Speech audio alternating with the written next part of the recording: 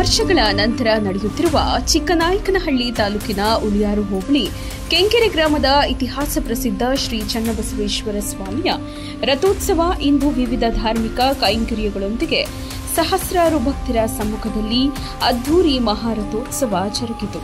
ಬಸವ ಜಯಂತಿ ಹಿನ್ನೆಲೆ ಚನ್ನಬಸವೇಶ್ವರ ಸ್ವಾಮಿಗೆ ವಿಶೇಷ ಅಲಂಕಾರ ಮಾಡಲಾಗಿತ್ತು.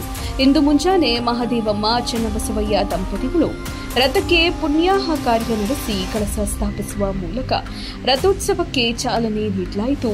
ನಂತರ ಸ್ವಾಮಿಯನ್ನ ಬಸವನ ಉತ್ಸವ ಹಾಗೂ ಧ್ವಜದ ಕುಣಿತದೊಂದಿಗೆ ಮೆರವಣಿಗೆಯಲ್ಲಿ ಕರೆತಂದು ರಂಗುರಂಗಿನ ಬಾವುಟ, ಎಳನೀರಿನ ಗೊಂಚಲು, ಬಾಳೆಗೊನೆ, ಕೊಬ್ಬರಿಹಾರ ಸೇರಿದಂತೆ ವಿವಿಧ ಮಾದರಿಯ ಹೂ ಹಾರಗಳಿಂದ ಶೃಂಗರಿಸಿದ್ದ ರಥಕ್ಕೆ ಚನ್ನಬಸವೇಶ್ವರ ಸ್ವಾಮಿ ತೋರಿಸಿ ಗ್ರಾಮಸ್ಥರು ಜಯಘೋಷಣೆ ಹಾಕಿ ರಥವನ್ನ ಹಿಡಿದು ಅದ್ದೂರಿಯಾಗಿ ಸಂಭ್ರಮಿಸಿದರು.